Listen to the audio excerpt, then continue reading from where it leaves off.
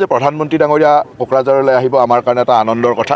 2026 বিধানসভা নিৰ্বাচনত সক্ৰিয় ৰাজনীতিত প্ৰৱেশৰ ইংগিত দীপেন বড়োৰ। दीपेन बर' सारा गावनि बिबानखौ नागारनानै BPF पार्टियाव जुदि MLA गेलेयोबा देरहागोन। गावनि बिबानखौ नागारनानै जुदि UPPL पार्टिनि जानानै जुदि MLA गेलेयोबा बे जेनगोना स्पष्ट। मानो होनोबा गावनि बिबानखौ लानानै प्रमद बर'नि जानानै बाथ्रा बुंदोंमोन, UPPLनि जानानै बाथ्रा बुंदोंमोन, बे बाथ्राखौ रायजो राजाफ्रा मालाबाबो खोनासंनो हायाखै आरो हजम खालामनो हायाखै। বিবেচনা কৰি আছোঁ, সিদ্ধান্ত নিশ্চয় হ'ব। কি সিদ্ধান্ত হ'ব এইটো কম সময়ৰ ভিতৰত দেখা যাব। प्रमद बर' दीपेन बर' सारखौ नों आंहा बुंनो हानाय जेबो अधिकार गैया।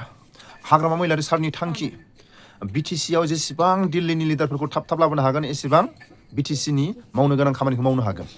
जेसेबां गुवाहाटीनि गेदेरमा दैदेनगिरिफोरखौ थाब BTCआव लाबोनो हागोन, BTR एकर्डनि दफा, BTC एकर्डनि दफा थाबैनो मावफुंनो हागोन।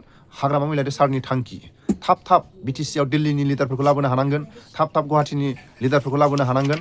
अब्लानो बर'फोरनि साननाया थाबैनो जाफुंगोन होननानै हाग्रामा महिलारि सारा स्पष्ट गावनि गोसो गोरबोनिफ्राय फोरमायदों। অসমৰ মুখ্যমন্ত্ৰী ডক্টৰ হিমন্ত বিশ্ব শৰ্মা ডাঙৰীয়া আহিছে, এনে নাহে, হাত খালি নাহে, কিবা একটা দি যাব জানে, এনে নাহে, আহা মানে কিবা একটা দি যাব। আমি জানো, আমি খোৱা নাই, নিশ্চয় ছাৰে কিবা একটা কৈ যাব, হয় না নহয়? এনেতো নাহে, কিবা একটা খব ভাল। ডাঙৰ মানুহবিলাক এনে নাহে, কিবা একটাতো দি যাব, দিব নিশ্চয়, দিলে ভাল পাম আমি। মই এটা প্ৰতিশ্ৰুতি আপোনালোকক দিব খোজো। थांनाय साननैसो सिगां बर' रायजो राजाफोरनिफ्राय खोनानो मोननाय मथे दीपेन बर' सार आरो प्रमद बर' सार BJPनि माखासे गेदेमाफोरजों जगाजग लाबाय थादों, BJPआव जयेन जागोन होननानै खोनानो मोनदों।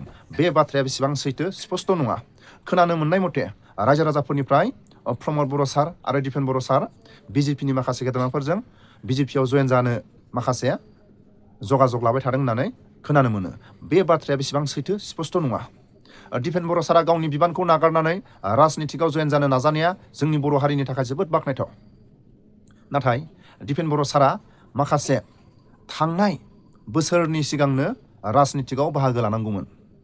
प्रमद बर'नि समाव दीपेन बर' सारा एसे भुल मावबाय। दुलाराय बर' फरायसा आफादनि बिबानखौ लानानै गोख्रों खामानि मावबोनाय समाव रायजो राजाफ्रा दीपेन बर' सारनि खामानि मावनायखौ जोबोद बाख्नायदोंमोन। आरो दीपेन बर' सारा सासे लेखा गोरों मानसि। लेखा गोरों मानसिया थाबैनो राजनितिकआव थानानै बर'फोरनि खामानि मावनो थाखाय, ट्राइबेलफोरनि खामानि मावनो थाखाय लेखा गोरोंफ्रा राजनितिकआव थायोबा बर'फोरनि जौगानाय, ट्राइबेलफोरनि जौगानाय खामानिफोरखौ दिल्लीयाव आसि थुनानै बाथ्रा बुंनो हायो, गुवाहाटीयाव आसि थुनानै बाथ्रा बुंनो हायो।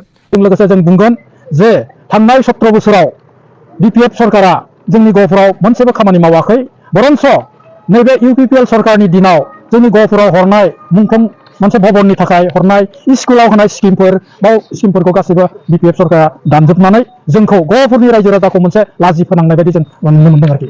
लोगोसे जोबथारनायाव दीपेन बर' सारनि फंनैसो दीपेन बर' सारा राजनितिकआव बाहागो लानो नागिरनाय बाथ्राखौ खोनानानै जोबोद रायजो राजाफ्रा रंजाखांदों।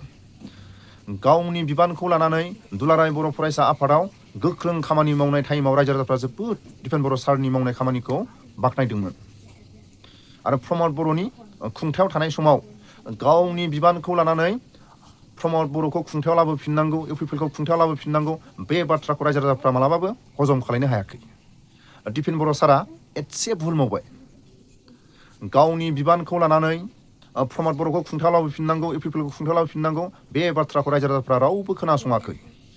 गावनि बिबानखौ नागारनानै राजनितिकआव बाहागो लानो आवगायबोनायखौ बयबो बरायदों आरो बाख्नायदों।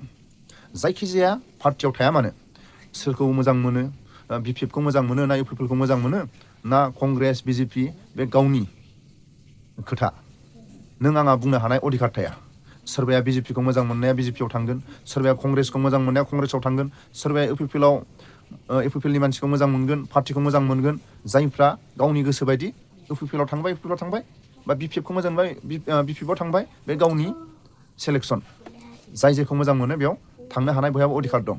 नाथाय दीपेन बर' सारा गावनि बिबानखौ लानानै प्रमद बर'खौ देरहाहोनांगौ, प्रमद बर'खौ खुंथायाव लाबोफिननांगौ, UPPLखौ खुंथायाव लाबोफिननांगौ, बे बाथ्राखौ BTCनि रायजो राजाफ्रा मालाबाबो खोनासङाखै आरो गनायाखै।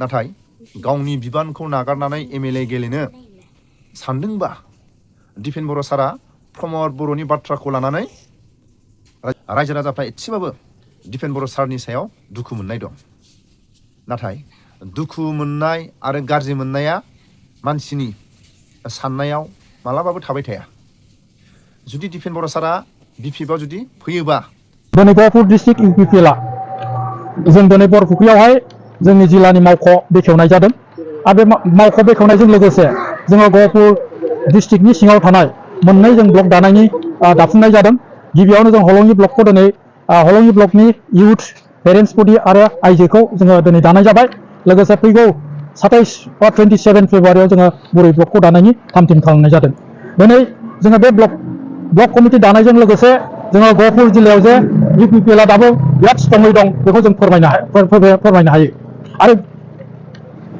मोनसे बाथ्राया जाहैबाय दिनै जों मावख' बेखेवनायजों लोगोसे फैगौ बिधानसभा बिसायख'थियाव जोंनि इउपिपिएल दोलोनिफ्राय मोनसे गोख्रों जों बाहागो लागोन आरो बेजों लोगोसे जों बुंगोन जे थांनाय 17 बोसोराव बिपिएफ सरकारा जोंनि गहपुराव मोनसेबो खामानि मावाखै बरन्स नैबे इउपिपिएल सरकारनि दिनाव जोंनि गहपुराव हरनाय मुंख्लं मोनसे भबननि थाखाय हरनाय स्कुलाव होनाय स्किमफोरखौ गासैबो बिपिएफ सरकारा दानजोबनानै जोंखौ गहपुरनि रायजो राजाखौ मोनसे लाजि फोनांनाय बायदि जों नुनो मोनदों आरो बेराफारसे जोंहा जिहेतुके बाहाय थांनाय धनस्रि समस्तिजों जोंखौ सरजाबनानै बे बिसायख'थिखौ गेलेहोदोंमोन बेयावबो दिनै बिटिसिआव 420टा बिसिडिसि थासेयावबो जोंनाव मोनसे बिसिडिसि खालामनाय जों नुनो मोनाखै बुंनो थाङोबा जोङो बेखौ बुंनांगोन जे जोंनि बे गहपुर हालामखौ मोनसे बिमा बाथुलनि मेगनजों थांनाय बारिनिफ्राय नायबोगासिनो दङ जों बेनिखायनो रायजो राजाखौ खावलायगोन फैगौ नैबे बिधानसभा इलेक्सनाव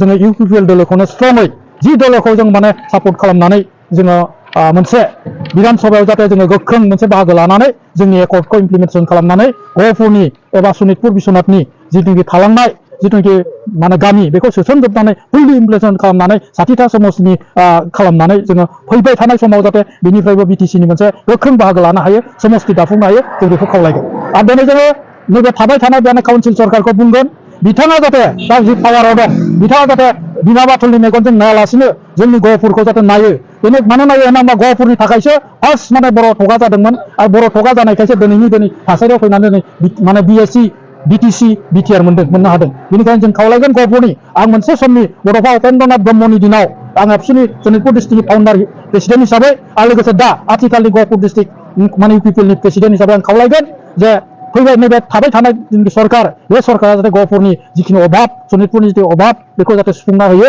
आं बेखौ गोख्रोङै खावलायगोन आरो फैबाय थानाय समाव जों बिथांखौ मोनसे गोख्रों नोजोरजों नायगोन बिथाङा गहपुराव होलांनाय खोथाफोरखौ बेनि मुंख्लंफोरखौ मा नोजोरजों नायो दिनै देबोरगावनि सिमेटेरियाव गहपुरनि 534 मुंख्लंखौ खाम्फा गायसननानैल' जाया बिथांमोननि परियाला दिनै रिजार्भेसन मोननांगोन साख्रियाव आं बुंगोन बड'लेण्ड दानि पावाराव थानाय सरकारखौ बुंगोन जे बड'लेण्डआव जिहेतुके 35 लाख माने सुबुं अनजिमायाव 8.5 लाख बर' दं बेनिखायनो बे मुंख्लं परियालखौ 50% बिटिआरनि साख्रिफ्राव सोसननायनि थांखि लानानै जाहाथे बर'फोरनि मोनसे जिउ खांनायनि राहाखौ जाहाथे जाफुंसारहोयो बेखौ खावलायगोन आं बेनिखायनो इउपिपिएलखौ आङो आरोबाव गोख्रोंसिन थानो थाखाय आं खावलायनानै आंनि बुंनायखौ आं गोजोननायखौ फोरमायनाय जाबाय।